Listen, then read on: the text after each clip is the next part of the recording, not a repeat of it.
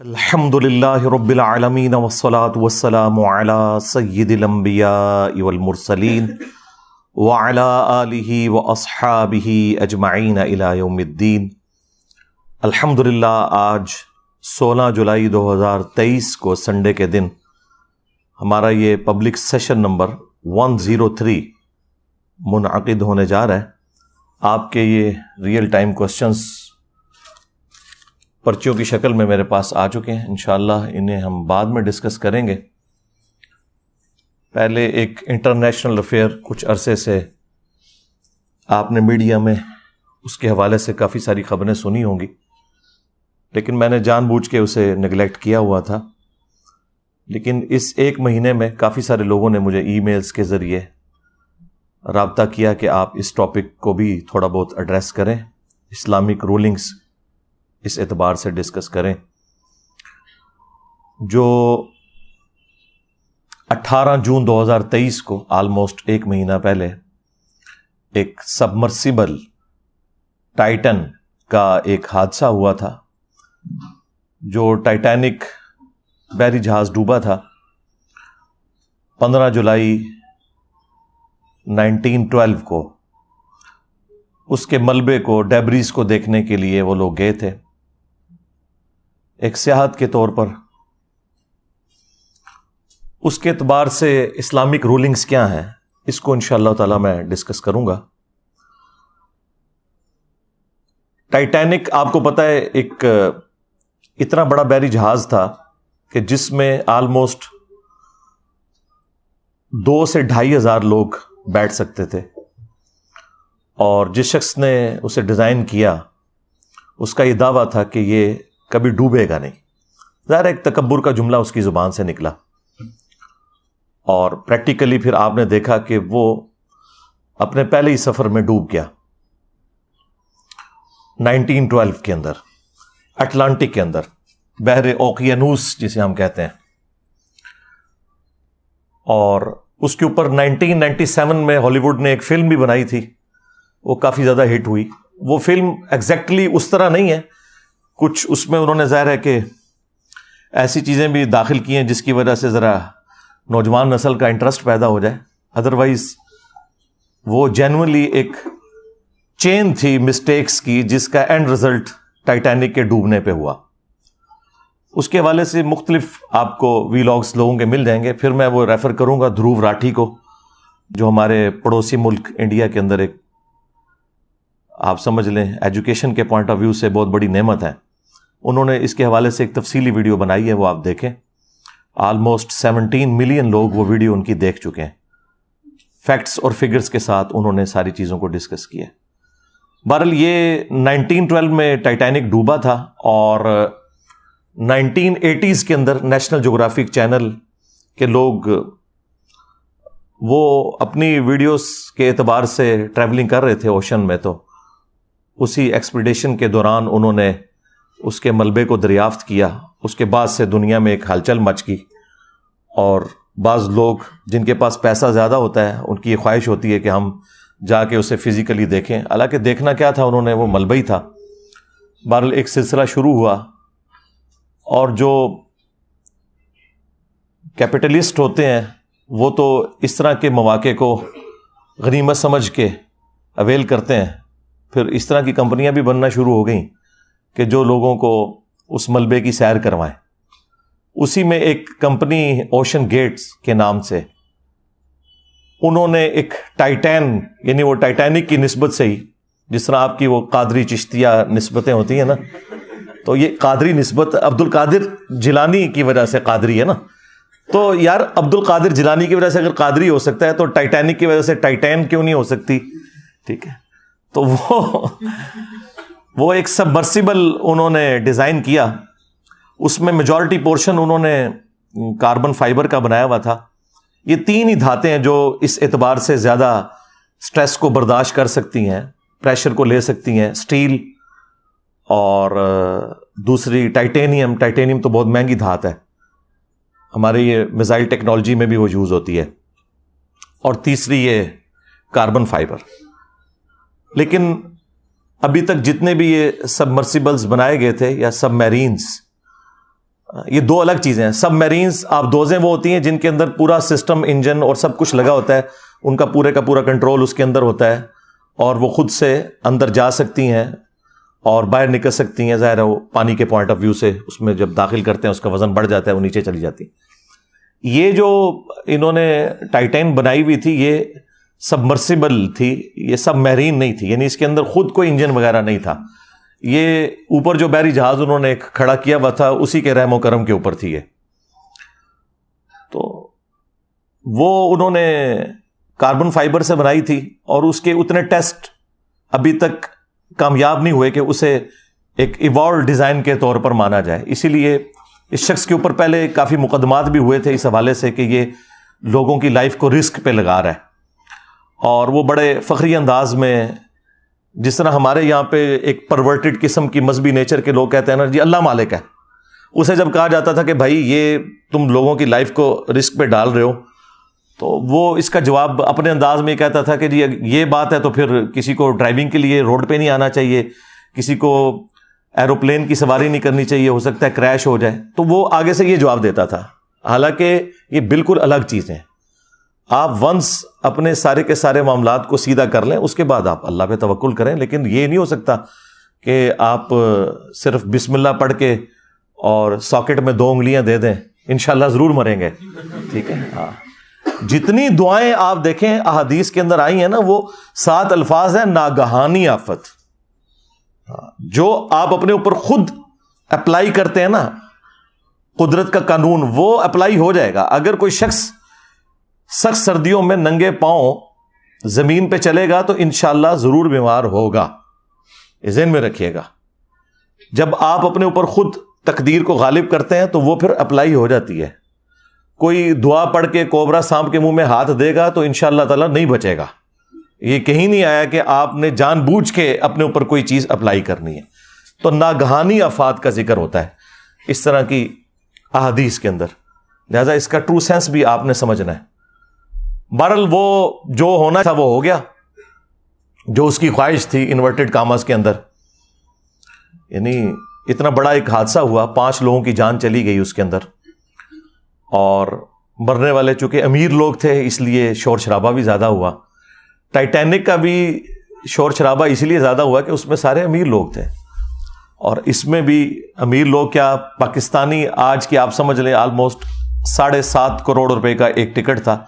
وہ 15 کروڑ میں 2 ٹکٹ خریدے تھے ہمارے وہ جو پاکستانی جو 2 تھے بلینرز, انہوں نے, تو وہ بھی اس میں شہید ہو گئے. بہرحال پیرلل میں اسی وقت آپ دیکھیں کہ یونان کے پاس ایک کشتی کو بھی حادثہ پیش آیا جس کے اندر آلموسٹ 700 لوگ سوار تھے اور 500 سے زیادہ اس میں بھی شہید ہوئے. لیکن اس کی خبر اس طریقے سے دنیا میں نہیں آئی کیونکہ وہ مرنے والے غریب لوگ تھے, تارکین وطن تھے. باقی وہ جو اللیگل طریقے سے جا رہے تھے وہ تو چیز غلط ہے, لیکن انسانی جان کی تو حرمت ہے نا.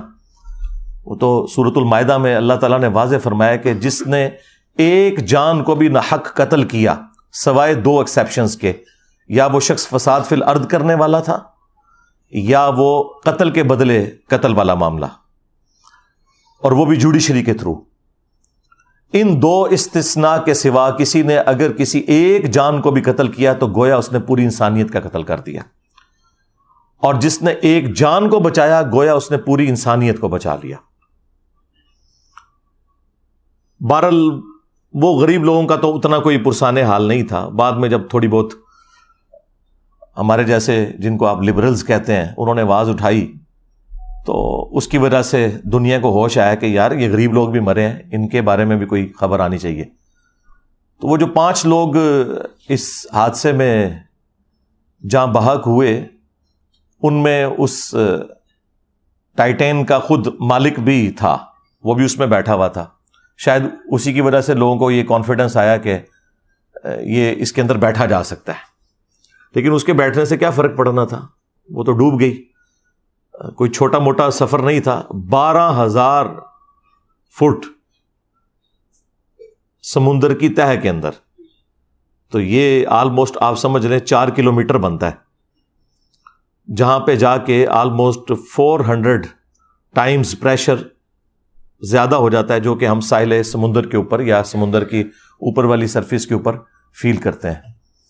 تو اس کے اندر تو کچومر نکل جائے گا بندے کا اگر وہ پھٹتی ہے. اور وہ پھٹی آپ کو پتا ہے کتنی دیر میں ہے جی؟ 1 ملی سیکنڈ کے اندر, جو آنکھ ریکارڈ بھی نہیں کر سکتی.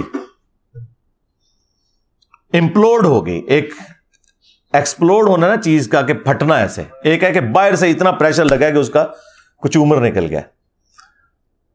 اور اس حادثے نے دنیا کو یہ سبق سکھایا کہ جو لوگ یعنی اسباب کو صحیح طریقے سے اڈاپٹ نہیں کرتے اور پھر اس قسم کے جب حادثات ہوتے ہیں تو اس کے بعد سب سے پہلے اپنے آپ کو ملامت کرنا چاہیے.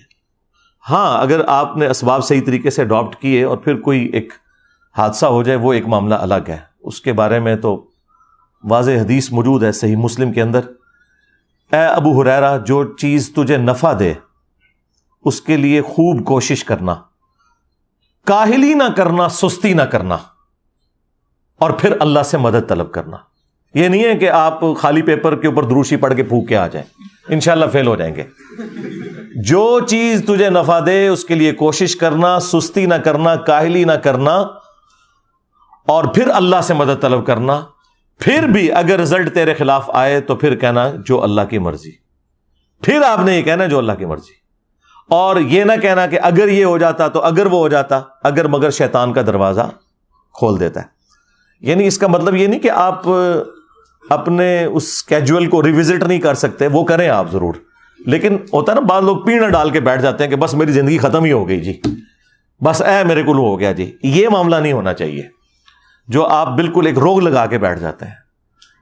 کوشش پوری کریں, اپنی طرف سے محنت پٹ کریں, اور اس کے بعد معاملات اللہ کے اوپر چھوڑ دیں. بہرحال یہاں پہ وہ حادثہ ظاہر ایک تکلیف دہ چیز ہے, اور پاکستانیوں کے لیے اس اعتبار سے بھی تھا کہ پاکستانی بھی اس میں بیٹھے ہوئے تھے, اور اس کی وجہ سے ہماری خبروں کے اندر بھی وہ مسلسل چلتا رہا کہ جی اب اتنے گھنٹوں کی آکسیجن رہ گئی ہے اور اب یہ ہونے والا ہے اور وہ ہونے والا ہے. الٹیمیٹلی وہی خبر آئی کہ جو نہیں آنی چاہیے تھی, لیکن بہرحال ایک معاملہ ہو گیا, حادثہ ہوا. اب اس کے اوپر اسلامک رولنگز کیا ہیں؟ سب سے پہلے تو آپ یہ سمجھ لیں کہ یہ جتنا فزیکل فینومینا آف نیچر ہیں, قانون قدرت ہیں, یہ اللہ تعالیٰ کے بڑے محکم قوانین ہیں. اور اگر یہ قوانین اس طریقے سے نہ چل رہے ہوں تو کوئی بھی سائنٹیفک انوینشن پاسبل نہ ہو. اگر آگ 10 دفعہ جلانے کے اوپر صرف 5 دفعہ جلے اور 5 دفعہ نہ جلے, پروبیبلٹی اس کی 50% ہو, تو پھر آپ کوئی انجن ڈیزائن نہیں کر سکتے, نہ ڈیزل انجن نہ پیٹرول انجن. یہ بڑے محکم قوانین ہیں. البتہ اللہ تعالیٰ ان قوانین کا کوئی پابند نہیں ہے, اس سے یہ باہر نہیں ہے. اسی لیے پوری انسانی تاریخ میں اکا دکا مرتبہ اللہ تعالیٰ نے اپنے قانون قدرت صرف پروفٹس کے لیے توڑے, اور اس کی وجہ یہ تھی کہ اللہ تعالیٰ نے ان کی نبوت کو منوانا تھا. لہٰذا ان چیزوں کو ایز اے رول نہیں آپ پیش کر سکتے. کوئی شخص یہ نہیں کہہ سکتا کہ میں بھی عیسیٰ ابن مریم کی طرح اولاد چاہتا ہوں اور میں نے شادی نہیں کرنی. تو وہ سیدہ مریم کے لیے خصوصیت تھی, اسے اسلام نے کبھی رول بنا کے پیش نہیں کیا. چونکہ یہ گاڈ کے قوانین ہے تو گاڈ اپنے قوانین توڑ سکتا ہے, لیکن رول کے طور پہ یہ نہیں ہے. وہ ابراہیم علیہ السلام کے لیے ایک ہی دفعہ آگ ٹھنڈی ہوئی ہے, موسیٰ علیہ السلام کے لیے سمندر میں راستہ ایک ہی دفعہ بنا ہے. اس کے بعد تو مطلب یہ معاملات نہیں ہوئے ہیں, لوگ شہید ہی ہوئے ہیں. رومن امپائرز کی بیٹل فیلڈز کے اندر کئی صحابہ اکرام ہیں جنہیں تیل کے کڑاؤں میں زندہ جلایا گیا ہے, روسٹ ہو گئے ہیں, نہیں بچے. کتنے ہیں جو سمندر میں ڈوب کے غرق ہو گئے, نہیں بچے. تو یہ معاملات جنرل رول نہیں ہے. جنرل رول اللہ تعالیٰ کے جو ہے وہی فزیکل فینومینا آف نیچر ہے, اور وہ اسی طریقے سے چلتے ہیں, اور ان کے اوپر کسی کا زور نہیں ہے. وہ آپ نے تمام اسباب اڈاپٹ کرنے ہیں. دیکھیں اللہ تعالیٰ ان تمام چیزوں کو اپنی طرف منسوب کرتا ہے. وَلَهُ الْجَوَارِ الْمُنْشَآتُ فِي الْبَحْرِ كَالْأَعْلَامِ, اور اسی کے ہیں جہاز جو سمندروں میں تیر رہے ہیں پہاڑوں کی مانند. وہ اس وقت بڑے بڑے بادبان والے جہاز ہوا کرتے تھے, تو اللہ نے فرمایا یہ میرے ہیں جو کہ یہ تیر رہے ہیں, اور یہ اللہ کے حکم سے تیر رہے ہیں. یہ سارے کے سارے معاملات اللہ تعالیٰ اپنی طرف اس لیے منسوب کرتا ہے کہ فزیکل فینومینا آف نیچر جو ہے، جو قدرت کے قوانین ہیں، یہ اللہ تعالیٰ نے محکم بنایا ہے. اگر یہ چیزیں نہ ہوں تو کوئی بھی چیز پاسبل نہ ہو. وہ ہمارے ایک فزکس کے پروفیسر ہیں ہود بھائی، وہ کہتے ہیں میں جہاز میں بیٹھا ہوا تو ایک بندے سے میں نے پوچھا یہ جہاز کون اڑا رہا ہے، تو اس نے کہا اللہ اڑا رہا ہے. تو وہ کہنے لگے کہ دیکھیں لوگ ہر چیز کو اس طرح منسوب کرتے ہیں، تو ایک پورشن تو اس کا درست ہے، اللہ ہی اڑا رہا ہے. آج بوئنسی ختم ہو جائے تو یہ ہوائی جہاز نہیں اڑ سکتے. ایئر پاکٹس، میں نے خود سفر کیا ہے، بعض اوقات ایئر فلائٹ کے دوران ایئر پاکٹس آتی ہیں اور سینکڑوں فٹ اچانک جہاز نیچے آ جاتا ہے کیونکہ نیچے ہوائی غائب ہوئی ہوتی ہے وہاں پہ. تو یہ فورس آف بوئنسی اللہ تعالیٰ نے رکھی ہے. سائنس جو ڈیل کرتی ہے نا وہ فزیکل فینومینا آف نیچر سے کرتی ہے. ہاں، اور یہ سائنس کی عاجزی ہے کہ وہ اس سے پیچھے نہیں جاتی. وہ آپ کو یہ بتائے گی کہ یہ جو زلزلہ آتا ہے یہ ٹیکٹونک پلیٹس کی ڈسٹربنس کی وجہ سے آتا ہے. اب ان سے یہ پوچھیں کہ یہ ایسا کیوں ہوتا ہے اور کس وقت میں ہوتا ہے، وہ کہتے ہیں it is physical phenomena of nature. اسی کے اندر تو قیامت مضمر ہے، یہ کون ڈیسائیڈ کرتا ہے؟ تو ہر فزیکل فینومینا کے پیچھے الٹیمیٹ ریزن گاڈ ہے. God is the only explanation of all the physical phenomena in this universe. ہم تو صرف ڈسکوریز کرتے ہیں. نیوٹن نے ڈسکوری کی ہے کہ گریویٹیشنل فورس ہے جو کہ کوئی بھی دو میٹیریل باڈیز ہیں وہ آپس میں ایک دوسرے کو اس فورس کی وجہ سے کھینچ رہی ہیں، جو ڈائریکٹلی پروپورشنل ہے ان کے ماسز کے اور انورسلی پروپورشنل ہے ان کے درمیان جو ڈسٹنس ہے اس کے اسکوائر کے. لیکن یہ اس نے دریافت کیا. اس رول نے ان میٹیریل باڈیز کو پیدا نہیں کیا. ہم نے یہ دریافت کیا ہے کہ ود رسپیکٹ ٹو زمین سورج مشرق سے طلوع ہو کر مغرب میں غروب ہوتا ہے. ویسے تو وہ طلوع اور غروب نہیں ہوتا، لیکن یہ ود رسپیکٹ ٹو ارتھ ہے ایک کامن آبزرویشن کے اندر. لیکن اس رول نے سن کو پیدا نہیں کیا. اسی طریقے سے انڈے میں سے چوزا نکلنا یہ ہماری آبزرویشن ہے. اس آبزرویشن کو ہم جتنا بھی ڈیپ ڈگ کریں الٹیمیٹلی ہم کہتے ہیں فزیکل فینومینا آف نیچر ہے، ایسا ہی ہوا کرتا ہے. تو یہ جہازوں کو اللہ نے اپنی طرف منسوب کیا ہے. اگر فورس آف بوئنسی نہ ہو فلوئڈ کے اندر تو کوئی بھی چیز تیر نہیں سکتی، نہ ہوا کے اندر اور نہ سمندروں کے اندر. آپ کو پتہ ہے یہ ارشمیدس جو تھا، ارکمیڈس، ہم اردو میں ارشمیدس کہتے ہیں، یہ 300 قبل مسیح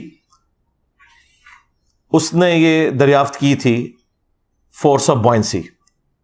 اس وقت وہ ٹب میں نہا رہا تھا اور جب اس طرف اس کا دماغ گیا، نہ تو لوگ صدیوں سے رہے تھے بس جس کے اوپر اللہ تعالیٰ قدرت کے قوانین کھول دے، تو وہ اتنا خوش ہوا کہ وہ بغیر کپڑوں کے ہی اٹھ کے باہر نکلا کہ میں نے پا لیا، میں نے پا لیا. کیا پا لیا؟ اس رول کو اس نے سمجھ لیا کہ یہ جو فورس اوپر کی طرف لگتی ہے اس کی کیلکولیشن کیسے ہوگی فورس آف بوئنسی کی، اور اس کے اوپر ہی آج سارے کے سارے معاملات چل رہے ہیں.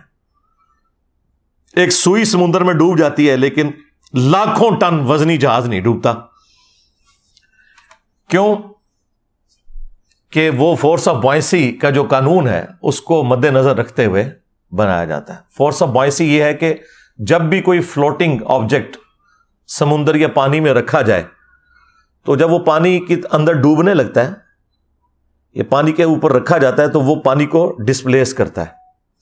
وہ جتنا پانی ڈسپلیس کرتا ہے، آپ دیکھتے ہیں بحری جہاز بھی کچھ ڈوبا ہوا ہوتا ہے کچھ باہر نکلا ہوتا ہے، وہ جتنا پانی ڈسپلیس کرتا ہے نا اس پانی کا جتنا وزن ہے نا اس وزن کے برابر فورس اوپر کی طرف لگتی ہے، اسے فورس آف بوئنسی کہتے ہیں. اگر وہ فورس اس جہاز کے وزن کے برابر ہو پھر تو وہ جہاز تیر سکتا ہے، یا زیادہ ہو تب تو تیر سکتا ہے، لیکن اگر جہاز کا وزن اس سے زیادہ ہو جائے پھر جہاز ڈوب جائے گا. تو بحری جہاز یہ آپ کو دیکھنے میں اسٹیل کی سٹرکچر نظر آ رہی ہے لیکن اندر سے ہالو بنائے جاتے ہیں تاکہ جو اتنا بڑا سرفیس ایریا ہے اس کے اندر اس کا وزن کم ہو، اس کی ڈینسٹی کو کم کرنے کے لیے.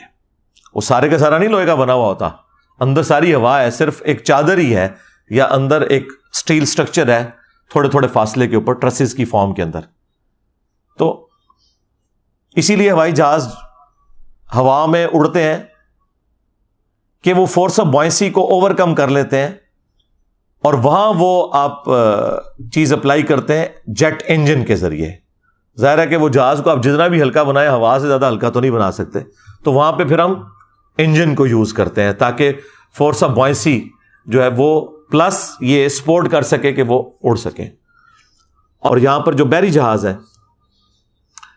ان کے اندر اس کی ڈیزائننگ ایسے کی جاتی ہے۔ البتہ جو سب میرینز ہیں جو ڈوب جاتی ہیں پانی کے اندر، ان کو وزنی بنایا جاتا ہے، اور وہ وزنی بنانے کے لیے ان کے اندر انہوں نے کمپارٹمنٹس رکھے ہوتے ہیں، پانی اندر سک کرتے ہیں پمپس کے ذریعے، اور اس کا وزن جو ہے وہ بڑھ جاتا ہے، یعنی اس کا وزن جو ہے فورس آف بائنسی سے زیادہ ہو جاتا ہے، اس لیے وہ اندر چلی جاتی ہے، اور جب باہر نکلنا ہوتا ہے وہ پمپس کے ذریعے پانی کو باہر نکالتے ہیں، وہ باہر آ جاتی ہے۔ تو یہ ایک اس کا بیسک پرنسپل ہے۔ بہرحال یہاں پر جو یہ سبمرسیبل تھی یہ باہر نہیں نکل سکی، اندر ہی سب کا کچومر نکل گیا، اور اس کے بعد پھر مختلف قسم کی گفتگو لوگوں میں ہونا شروع ہو گئی کہ کسی نے کہا یہ حرام موت مر گئے ہیں، کیا ضرورت تھی اتنا پیسہ خرچ کرنے کی، اور کسی نے کہا جی شہید ہو گئے ہیں۔ بہرحال یہ دونوں ایکسٹریم رویے ہیں۔ میرا خیال ہے کہ کوئی حرج نہیں ہے اگر کوئی شخص اس اعتبار سے اگر کوئی ریلائبل سواری ہے اور اس میں سفر کرنا چاہتا ہے، خواہ وہ ہوائی جہاز ہو یا سبمرسیبل ہو یا سب میرینز ہوں یا بحری جہاز ہوں، بشرطے کہ وہ تمام کے تمام رولز کو کنسیڈر کر کے بنائے گئے ہوں، تو اس میں کوئی حرج نہیں ہے، اس کا رائٹ ہے۔ اگر کسی کو اللہ نے پیسہ دیا ہے تو چاہے وہ ہوائی جہاز میں مہنگے والا ٹکٹ لے کے سفر کرے، خواہ وہ کسی سبمرسیبل میں اس اعتبار سے سفر کرے، تو یہ جواز کی حد تک تو درست ہے۔ لیکن یہ بات درست ہے کہ اس سے زیادہ حقدار وہ لوگ ہیں جن کے پاس 2 وقت کی روٹی نہیں کھانے کے لیے، ان کے اوپر پیسہ لگایا جائے بجائے اتنے مہنگے کاموں میں لگانے کے۔ اور میرا خیال ہے وہ انہوں نے کیا دیکھنا تھا، اس سے بہتر تو ہم بڑی سکرین کے اوپر دیکھ لیتے ہیں، ادھر تو سکرین بھی چھوٹی سی تھی، اس میں سے کیا نظر آنا تھا۔ اس سے بہتر فارم میں ہم گھر بیٹھ کے اپنے ایئر کنڈیشن کمرے کے اندر وہ سارے کے سارے مناظر دیکھ سکتے ہیں۔ بہرحال قرآن حکیم میں اللہ تعالیٰ نے مختلف مقامات کے اوپر زمین میں سیر کرنے کا، چلنے پھرنے کا حکم دیا ہے، لیکن وہ سب کچھ عبرت کے لیے ہے، اور اس اعتبار سے آپ کو ضرور سفر کرنا چاہیے۔ اسلام گاڈ اورینٹڈ ہے۔ اسلام میں ہے کہ آپ کوئی بھی ایکٹیویٹی پرفارم کر رہے ہیں، اگر خدا کو بیچ میں انوالو کر لیتے ہیں تو وہ آپ کا دین ہے۔ اس اعتبار سے سورۃ الحج میں 2 آیات ہیں، آیت نمبر 45 اور 46۔ اعوذ باللہ من الشیطان الرجیم، بسم اللہ الرحمن الرحیم۔ فَكَأَيٍّ مِّن قَرْيَةٍ أَهْلَكْنَاهَا، اور کتنی ہی بستیاں ایسی ہیں جن کو ہم نے ہلاک کر دیا، وَهِيَ ظَالِمَةٌ فَهِيَ خَاوِيَةٌ عَلَىٰ عُرُوشِهَا، جو کہ ظالم تھیں، نافرمان تھیں، اور آج وہ الٹی پڑی ہوئی ہیں، کھنڈرات کی شکل میں دیکھی جا سکتی ہیں۔ وَبِئْرٍ مُّعَطَّلَةٍ، اور کتنے ہی کنویں ہیں جو کہ خشک ہو چکے ہوئے ہیں۔ وَقَصْرٍ مَّشِيدٍ، اور کتنے ہی قلعے ہیں جو کہ ویران ہو چکے ہیں۔ آپ نے یہ دونوں چیزیں اگر پریکٹیکلی دیکھنی ہے تو یہ قلعہ روتاس جہلم میں موجود ہے، اس کے اندر آپ کو بڑے بڑے کنویں بھی نظر آئیں گے۔ ایک بہت بڑا کنواں ہے جہاں سیڑھیوں سے ہاتھی اتر کے پانی پیا کرتے تھے، اور باقی اس کے کھنڈرات بھی آپ کو قلعے کے نظر آ رہے ہیں۔ تو اللہ تعالیٰ فرما رہا ہے کہ یہ تمام چیزیں جو ہے یہ اللہ تعالیٰ کی اس اعتبار سے نشانیاں ہیں۔ افلم یسیروا فی الارض، تو کیا انہوں نے زمین میں سیر کر کے گھوم پھر کے نہیں دیکھا؟ فتکون لہم قلوب یعقلون بہا، تو کیوں نہ ایسا ہوا کہ ان کے دل ہوتے جس سے یہ سوچتے۔ اب انسٹرومنٹ آف انٹلیکٹ ہارٹ ہے یا برین، اس کے اوپر بھی میری ویڈیو ریکارڈ ہے، دونوں ہیں، اور جو اس وقت لیٹسٹ اس اعتبار سے ڈسکوریز ہوئی ہیں میں نے ساری ڈسکس کی ہیں، گوروں کی ویڈیوز لگائی ہوئی ہیں اس میں، تو دونوں ہیں۔ وَآذَانٌ يَسْمَعُونَ بِهَا، یا ان کے کان ہوتے جس سے یہ سنتے۔ فَإِنَّهَا لَا تَعْمَى الْأَبْصَارُ، تو بے شک آنکھیں اندھی نہیں ہوتی، وَلَٰكِن تَعْمَى الْقُلُوبُ الَّتِي فِي الصُّدُورِ، بلکہ دل اندھے ہو جاتے ہیں جو سینوں میں ہے، اور دل سے مراد عقل، وہ سینے میں بھی ہو سکتی ہے، وہ دماغ میں بھی ہو سکتی ہے، دونوں چیزیں درست ہیں۔ تو اللہ تعالیٰ فرما رہا ہے کہ یہ عبرت حاصل کرو کہ موت کی تلوار تمہارے اوپر لٹک رہی ہے۔ اس اعتبار سے ٹائٹینک کا ملبہ، ڈیبریز دیکھنا، وہ بھی اسی کیٹیگری میں فال کرتا ہے کہ اتنی وجاہت کے ساتھ لوگ نکلے تھے اور موت کا شکار ہوئے۔ اس سے آپ عبرت حاصل کریں، انہیں کوئی برا نہیں کہنا، لیکن اس میں احتیاط کا پہلو اپنی جگہ ہونا چاہیے. وہ قرآن میں واضح یونیورسل ٹروتھ آیا ہے، وَلَا تُلْقُوا بِأَيْدِيكُمْ إِلَى التَّهْلُكَةِ، اپنے ہاتھوں سے اپنے آپ کو ہلاک مت کرو. کوئی بھی کام جو آپ کو موت کی طرف لے جائے بے احتیاطی والا، وہ اسلام نے حرام کیا ہے. اسی کے تحت میں نے کہا کہ سگریٹ پینا حرام ہے، کیونکہ یہ سلو پوائزننگ ہے. جو شخص بلڈ پریشر کا مریض ہو چکا ہے اور وہ جان بوجھ کے زیادہ نمک استعمال کرتا ہے تو وہ سلو پوائزننگ کر رہا ہے، اس کے لیے حرام ہے یہ، کیونکہ صحت کی بھی تو آپ نے حفاظت کرنی ہے. وَلَا تُلْقُوا بِأَيْدِيكُمْ إِلَى التَّهْلُكَةِ، اپنے ہاتھوں سے اپنے آپ کو ہلاکت میں مت ڈالو. ہر وہ کام جو بے احتیاطی کے اوپر مبنی ہے، ایک شوگر کے مریض کے لیے زیادہ چینی کا استعمال، ایک بلڈ پریشر کے مریض کے لیے زیادہ نمک کا استعمال، یہ تمام کی تمام چیزیں ہیں جو آپ کو موت کی طرف لے کے جاتی ہیں. اور زندگی ایک نعمت ہے، اس سے بڑی کوئی نعمت نہیں ہے، اس کی قدر کرنی ہے. تو یہ اس حوالے سے اسلام کا واضح رول ہے کہ آپ نے احتیاط کا دامن نہیں چھوڑنا. صحیح بخاری اور صحیح مسلم دونوں کے اندر حدیث موجود ہے کہ اللہ کے محبوب صلی اللہ علیہ وآلہ وسلم نے فرمایا کہ برتن رات کو ڈھانپ دیا کرو، کیونکہ برتنوں کے اندر کوئی چیز بھی داخل ہو سکتی ہے، کوئی زہریلی چیز، کتنی ڈیتھس ہوتی ہیں.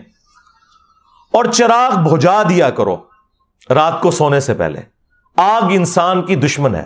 بعض اوقات چوہا اس بتی کو لے جاتا ہے اور سارے گھر والے جل جاتے ہیں. یہ نبی الاسلام نے فرمایا، کیونکہ بخاری مسلم میں آتا ہے کہ رسول اللہ صلی اللہ علیہ وآلہ وسلم کے مبارک زمانے کے اندر ایک گھر تھا جس میں رات کو دیا جل رہا تھا اور وہ دیا بجھانا بھول گئے. اس کی وجہ سے وہ چوہا جو ہے جب وہ اس دیے کی بتی کو لے کے بھاگا تو جہاں جہاں سے وہ گزرا وہ آگ لگ گئی اور وہ جل کے راکھ ہو گئے. تو نبی اسلام فرمایا رات کو آگ بجھایا کرو. آج کے اعتبار سے آپ نے رات کو جو اکثر سنتے ہیں، خصوصاً ہمارے پنڈی اسلام آباد میں تو یہ ہر سال واقعہ ہوتا رہتا ہے کہ رات کو ہیٹر بند کرنا بھول گئے. آٹومیٹک ہیٹرز جو ہیں وہ تو تھوڑے مہنگے آتے ہیں، وہ ہر بندہ افورڈ نہیں کر سکتا. تو جب لوڈ شیڈنگ ہوتی ہے تو وہ بند ہوتا ہے، اور جب پھر گیس آتی ہے تو کتنے لوگ اس میں مارے جاتے ہیں. ابھی تو یہ بڑی نیکی کرتے ہیں ہمارے سوئی ناردرن اور ساؤدرن کے لوگ کہ اس کے اندر سلفر مکس کی ہوئی ہوتی ہے. ادروائز آپ کو پتہ ہے یہ جو زمین سے گیس نکلتی ہے اس کی اسمیل نہیں ہوتی، اس کے اندر خود اسمیل ڈالی جاتی ہے تاکہ کہیں پہ لیکیج ہو تو آپ کو پتہ چل جائے. بہرحال نبی اسلام کے زمانے میں وہ چوہا بتی اس لیے لے گیا تھا کہ اس وقت جو دیے تھے وہ کھانے والے تیل میں بنائے جاتے تھے. اس زمانے میں مٹی کا تیل دریافت نہیں ہوا تھا. مٹی کا تیل اگر چوہا پی لے تو مر جائے گا. ہاں، کئی لوگوں کو جن کو جوئیں پڑی ہوتی ہیں تھوڑا سا وہ مٹی کا تیل لگائیں، یا کسی کے وہ دانت میں ایشوز ہوتے ہیں تو وہ لگاتے ہیں، تو وہ تو ایک زبردست اس اعتبار سے کیورنگ چیز بھی ہے. تو وہ اس زمانے میں مٹی کا تیل نہیں، وہ کھانے کا تیل ہوتا تھا. امیر لوگ زیتون کا تیل استعمال کرتے تھے، عام غریب لوگ جو ہیں دوسرا گھر میں کوئی گھی جو نکالا جاتا ہے اس کو یوز کرتے تھے. تو وہ ظاہر ہے کہ وہ ایک مرغوب غذا ہے چوہے کی، تو وہ اس کو کھانے کے چکر میں آتا تھا، اور وہ تو پھر جل رہا ہے اور پھر جہاں جہاں سے گزرے گا آگ لگے گی. یہ جو مٹی کا تیل ہے یا ڈیزل ہے یا پیٹرول ہے، یہ تو میرے بھائی اس کو تو 200 سال بھی نہیں ہوئے. یہ اگست 1859 کے اندر پہلا تیل کا کنواں نکلا تھا پنسلوینیا امریکن ریاست کے اندر. اس سے پہلے کسی بزرگان دین کو نہیں پتا چلا کہ زمین کی گہرائیوں کے اندر تیل موجود ہے. سر ایڈون نے دریافت کیا تھا. اتنی بڑی داڑھی تھی، ہے کرسچن تھے وہ، کرنل ایڈون. تو آج اگر مسلمان ہوتے تو آپ سارے رحمت اللہ علیہ ان کو کہہ رہے ہوتے. تو بزرگ تو پھر ان کو مانے نا، ان کو بھی حساتی طور پہ یہ سارا ہوا. وہ آج تک انہوں نے وہ کنواں تیل کا باقی رکھا ہوا. لوگ اس کی زیارت کے لیے آتے ہیں کہ پہلی دفعہ انسانیت کو پتہ چلا کہ زمین کے نیچے اتنا بڑا خزانہ موجود ہے تیل کی شکل کے اندر. تو میرا معصومانہ سوال ہے، جو یہ بزرگ دعویٰ کرتے تھے کہ جی وہ نیچے دیکھا تو 7 زمینیں کراس ہو گئیں اور اوپر دیکھا تو عرش تک پہنچ گیا، ان کو تیل نہیں نظر آیا؟ اور جدھر یہ لوگ جایا کرتے تھے مکہ مدینے کے اندر، وہاں تو 1960s میں جا کے تیل نکلا ہے. یہ بزرگ وہاں جا کے کیا کرتے رہے ہیں؟ ان سے کیوں نہیں تیل نکلا؟ تو اس کا مطلب یہ بالکل جھوٹ بولتے ہیں آپ سے. دنیا کو اللہ نے بقدر ایفرٹ رکھا ہوا ہے. اور یہ اس حوالے سے نبی الاسلام کی ایک حدیث کے سارے معاملات کلیئر کر دے گی. مسلم شریف میں اوپر تلے 3 احادیث موجود ہیں کہ نبی الاسلام کے مبارک زمانے کے اندر نر اور مادہ کا ملاپ کروایا جاتا تھا اچھی کھجور کی پروڈکٹ لینے کے لیے. تو نبی علیہ السلام ایک جگہ سے گزرے اور لوگ اس طرح کر رہے تھے, تو آپ نے فرمایا ایسا نہ کرو تو کیا ہے؟ ان کا یا رسول اللہ ہماری فصل کم ہوتی ہے. نبی علیہ السلام یہ کہہ کے وہاں سے چلے گئے. انہوں نے خود سے اسے کنسیو کیا کہ نبی علیہ السلام نے اسے پسند نہیں فرمایا. انہوں نے اس سال وہ معاملہ نہیں کیا اور ان کی فصل کم ہوگی, اور شکایت لے کے نبی علیہ السلام کے پاس آ گئے, کیونکہ اس زمانے میں 295C نہیں تھی. ان کا یا رسول اللہ آپ نے مشورہ دیا اور دیکھیں ہماری فصل کم ہو گئی ہے. اور یہ مولانا شریف نہیں ہے, صحیح مسلم شریف ہے, 3 احادیث ہیں, اور اس کے اوپر باقاعدہ باب باندھا گیا ہے کہ کن معاملات میں نبی علیہ السلام کی اطاعت کرنا واجب ہے اور کس میں نہیں ہے. یہ ہمارے نبی کا ہی حوصلہ ہے. یہاں تو جاہل لوگ ہیں, انہیں مسئلہ نہ بھی پتا ہو تو کوئی نہ کوئی جھوٹ سچ مکس کر کے بتا دیتے ہیں. نبی علیہ السلام کے پاس جب شکایت آئی تو آپ نے فرمایا میں نے تو منع تو نہیں کیا تھا. ان کا یا رسول اللہ ہم نے تو یہی سمجھا. تو آپ علیہ السلام نے فرمایا کہ اگر میں دین کے حوالے سے تمہیں کوئی مشورہ دوں اللہ کے ریفرنس سے, وہ لے لیا کرو. البتہ تمہارے دنیاوی امور کے اندر اگر میں کوئی مشورہ دوں تو وَأَنْتُمْ أَعْلَمُ بِأَمْرِ دُنْيَاكُمْ, تم دنیا کے کاموں کو مجھ سے بہتر سمجھتے ہو. ظاہر نبی علیہ السلام کا تو ایکسپیرینس نہیں تھا کھجور کی فصل کے اعتبار سے, آپ کا ایکسپیرینس تھا بھیڑ بکریاں چرانے کے اعتبار سے, تجارت کے اعتبار سے. اور نبی علیہ السلام نے کوئی اس میں شرمندگی محسوس نہیں کی کہ تم دنیا کے کاموں کو مجھ سے بہتر سمجھتے ہو. اگر میں دینی معاملے میں کوئی مشورہ دوں وہ لے لو, دنیا میں کوئی مشورہ دوں تو تم بہتر سمجھتے ہو, اگر وہ مشورہ درست ہو تو لے لو, ادروائز وہ میری رائے ہے. ٹھیک ہے. آج لوگ اعتراض کرتے ہیں کہ جی نبی علیہ السلام نے ایٹم بم بنانے کا طریقہ کیوں نہیں آپ کو بتایا؟ اس لیے کہ نبی علیہ السلام ہمارے ہدایت کے امام تھے, انہیں اللہ تعالیٰ نے اس فیلڈ کے لیے نہیں بھیجا ہوا تھا. قرآن بھی کوئی سائنس کی کتاب نہیں, سائنس کی کتاب ہے. فزیکل فینومینا آف نیچر جو ایک کامن آبزرویشن کے اندر ہے, باقی اتنی ڈیٹیلز تو بتانے کی ضرورت نہیں ہے, وہ انسانیت نے وقت کے ساتھ خود لرن کرنی ہے. جب اللہ نے آپ کو برین دے دیا ہے تو کریٹر آف برین جو ہے اس نے اتنی بڑی دولت آپ کو دے دی ہے کہ اس کے بعد کوئی اور ذریعہ نہیں ہے جس کو آپ کہیں کہ یہ سب سے بڑا ذریعہ ہو سکتا ہے خدا تک پہنچنے کا. دماغ بہت بڑا ذریعہ. اللہ نے انسان کو وقت کے ساتھ یہ ایوولوشن کرائی ہے, ترقی کروائی ہے. بہرحال نبی علیہ السلام نے کہا کہ میں اگر دنیا کے اعتبار سے کوئی مشورہ دوں تو تم بہتر سمجھتے ہو اپنے کاموں کو. تو یہاں پہ نبی صلی اللہ علیہ وآلہ وسلم نے یہ مشورہ دیا کہ رات کو دیے بجھا دیا کرو. اسی طریقے سے ابو داؤد میں ایک حدیث ہے کہ جو شخص ایسی چھت پر سوئے کہ جس کی منڈیر نہ ہو تو اس کا ذمہ پھر اٹھ گیا, یعنی پھر وہ اس کی ذمہ داری اپنے اوپر ہے. اگر وہ نیند میں چلتے ہوئے یا غلطی سے نیچے گر جاتا ہے, مر جاتا ہے, تو کوئی لینا دینا نہیں, اس نے جان بوجھ کے لیے اپنے لیے ایک موت کا گڑھا کھودا ہے. آپ کو پتا ہے آج سے تقریباً 10-12 سال پہلے مفتی اعظم سعودیہ نے باقاعدہ فتویٰ دیا تھا کہ جو شخص اوور سپیڈنگ کی وجہ سے مر جائے تو گورنمنٹ نے کوئی اس کی بلڈ منی نہیں ادا کرنی, کیونکہ اس نے خودکشی کی ہے.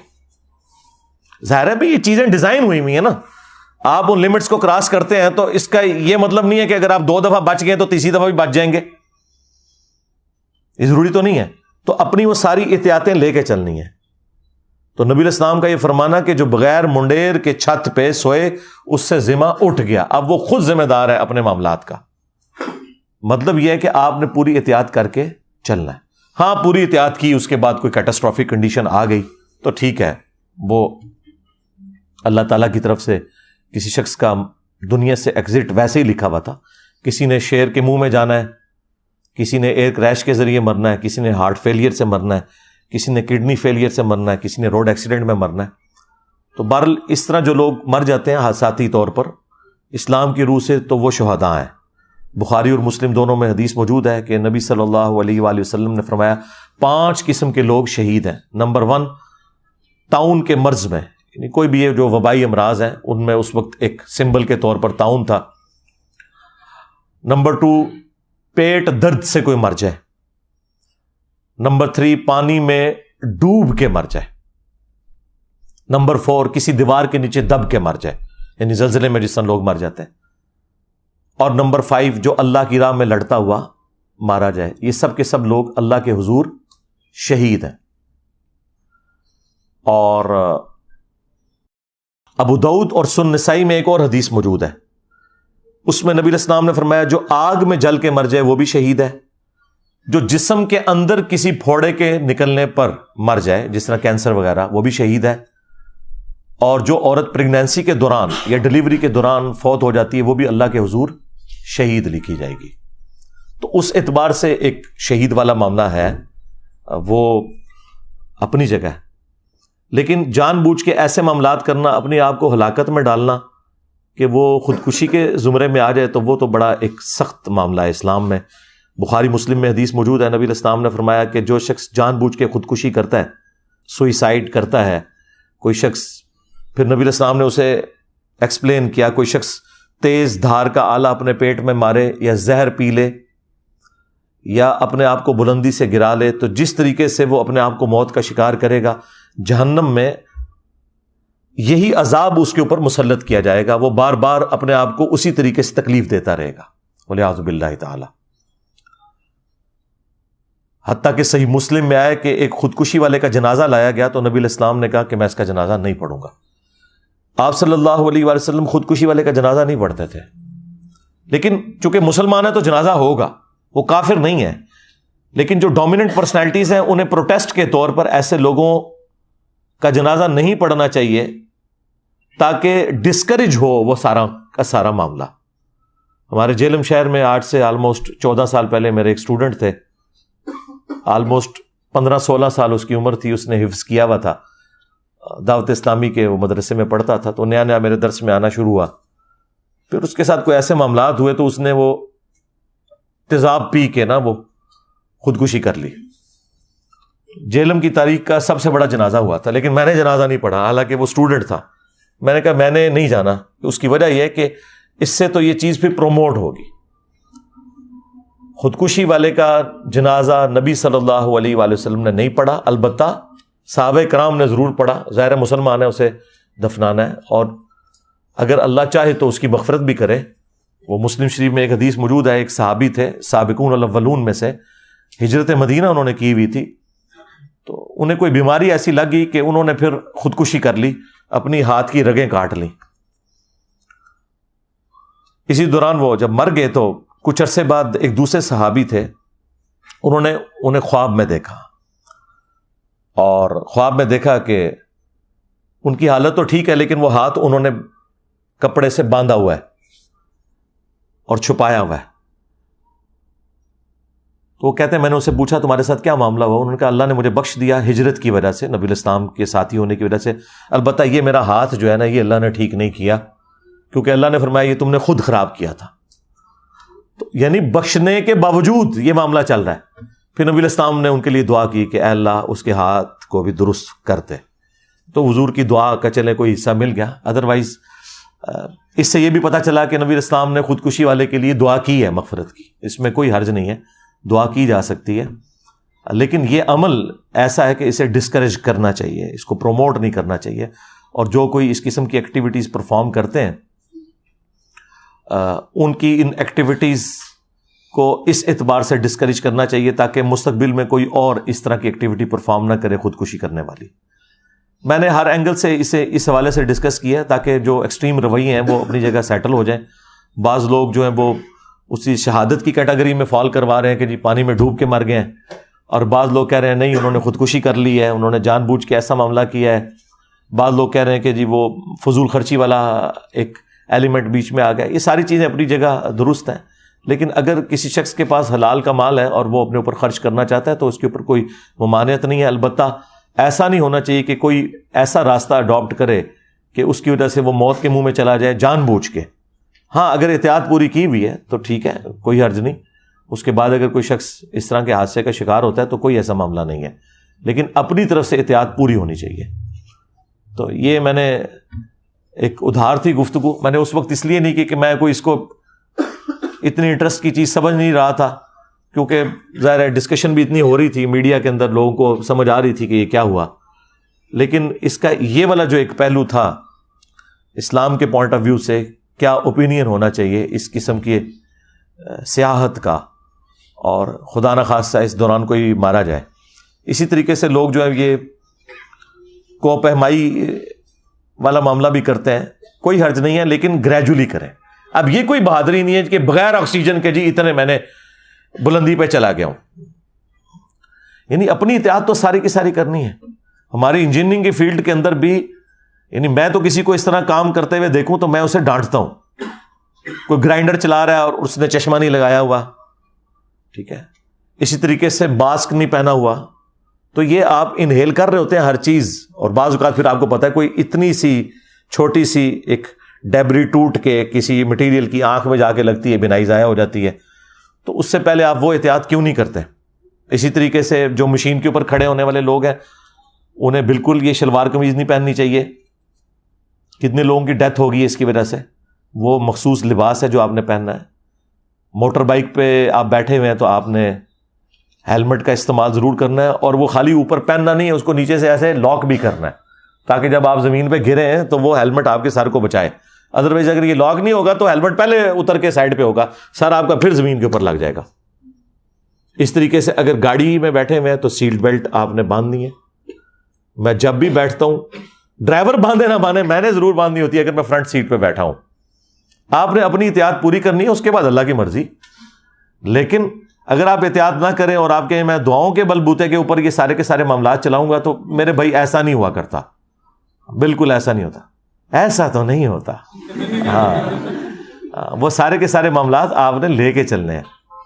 آپ دیکھیں نبی علیہ السلام نے میدان جنگ میں خود پہنا ہے, وہ سر کے اوپر ٹوپی پہنی جاتی تھی لوہے کی, ٹھیک ہے, زرہ بھی استعمال کی ہے, ہر چیز کی ہے. اس کے بعد آپ اللہ کے اوپر توکل کریں. ایسا نہیں ہو سکتا کہ آپ بسم اللہ پڑھ کے تو جناب میدان جنگ میں اتر جائیں اور آپ کہیں کہ جی اللہ بچائے گا. اس طرح نہیں ہے. وہ اللہ نے تو بچانے کے اسباب آپ کو بتائے ہوئے ہیں, لیکن آپ خود اگر اپنے آپ کو موت کے منہ میں دھکیلیں گے تو پھر اللہ تعالیٰ کی تقدیر ہی آپ کے اوپر غالب آئے گی. جو اللہ تعالیٰ کے رولز ہیں وہ اسی طریقے سے اپلائی ہوں گے.